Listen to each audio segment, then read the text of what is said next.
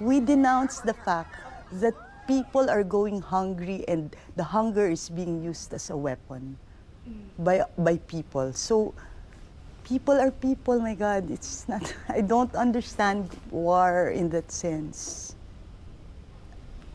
Naiyak ako. Kilala sa layuning maibsan ang gutom ng mga apektado ng sakuna sa Pilipinas. Hindi na iwasang maging emosyonal ni Precious Leaño, co-founder ng Art Relief Mobile Kitchen, ng pag-usapan ng Israel-Hamas war. I don't understand why we do that to thousands of people.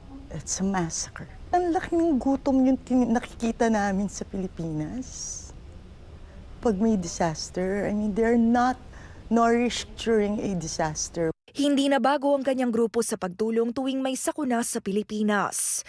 Taong 2013 nang simula ng mag-asawang si Precious, isang artist, at si Alex Baluyot na isang photojournalist ang ARMK, kung kailan tumama ang Typhoon Haiyan o Yolanda sa Pilipinas. Pumunta kami ng Villamor Air Base. Bago namin ginawa yon, Alex made a post. Gusto niyang ipagluto yung mga tao natin na tinamaan ng bagyong Yolanda. And people responded when we made the call for what we needed. Kailangan ng pagsiset up, magbubuhat, ayusin ang kusina.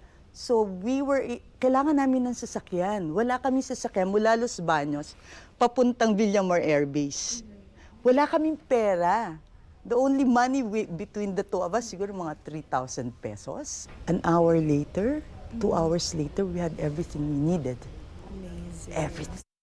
Parang bayanihan po talaga. Sobra. Matapos ang isang dekada, mahigit 800,000 pagkain na ang kanilang nahatid sa mga nangangailangang pamilya. Lahat ng evacuation hard. Lahat yan, iiwanan mo yung all that you have and you don't know where you're going, right? So, yun yung nakita ko all these years. Sa inilabas na 2023 Holiday Consumers Outlook ng Deloitte, bababa pa sa 40% ang bilang ng mga Canadians na nagsabing mag-aabot sila ng tulong sa charity organizations. Bagay na nararamdaman daw ng Art Relief Mobile Kitchen. So definitely, may pagbaba ng donations.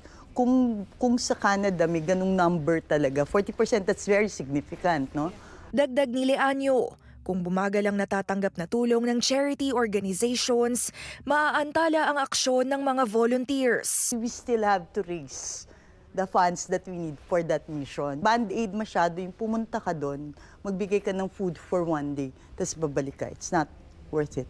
You have to stay with them, live with them, work with them. Nagsalita sa Toronto si Leaño kamakailan para ipaalam ang layo ng kanilang charity sa Pilipinas.